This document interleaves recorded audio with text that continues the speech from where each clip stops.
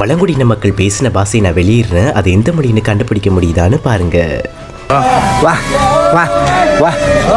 வான்னு கூப்பிடுற மாதிரி இருந்திருக்குமே, ஆனா அவங்க ஆஸ்திரேலியாவில் உள்ள பழங்குடியின மக்கள் தான் இடத்துக்கு வந்த புது விருந்தாளியை வாவான்னு கூப்பிடுறாங்க. அதே மாதிரி ஆப்பிரிக்காவில் உள்ள மடகாஸ்கர் தீவிலையும் அங்குள்ள பழங்குடியின மக்கள் பேசுறதும் 80% தமிழ் மொழியோட ஒத்து போகுது. இது எப்படி அதிசயம்? இதே சந்தேகத்தோட வெளிநாட்டு ஆராய்ச்சியாளர்கள் இந்த விஷயத்தை ரிசர்ச் பண்ணிட்டு என்ன சொன்னாங்க தெரியுமா? 18,000 வருஷத்துக்கு முன்னாடி ஆஸ்திரேலியாவையும் ஆப்பிரிக்காவையும் மேலே இந்தியாவை இணைக்கிற அளவுக்கு முன்னொரு காலத்துல ஒரு மிகப்பெரிய லெமோரியா கண்டு இருந்திருக்கணும்னு ஆணித்தரமா அடிச்சு சொல்றாங்க ஆராய்ச்சியாளர்கள். இதை பத்தி இன்னும் கொஞ்சம் ஆராய்ச்சி பண்ணணும்னு அந்த ஆராய்ச்சியாளர்கள் தமிழ்நாட்டுக்கு வந்து சில பழங்காலத்து கோயில் கொடையோட கல்வெட்டை படிச்சு பார்த்துட்டு மிரண்டு போயிட்டாங்க. அந்த கல்வெட்டுல என்ன போட்டிருந்ததுன்னு தெரியுமா?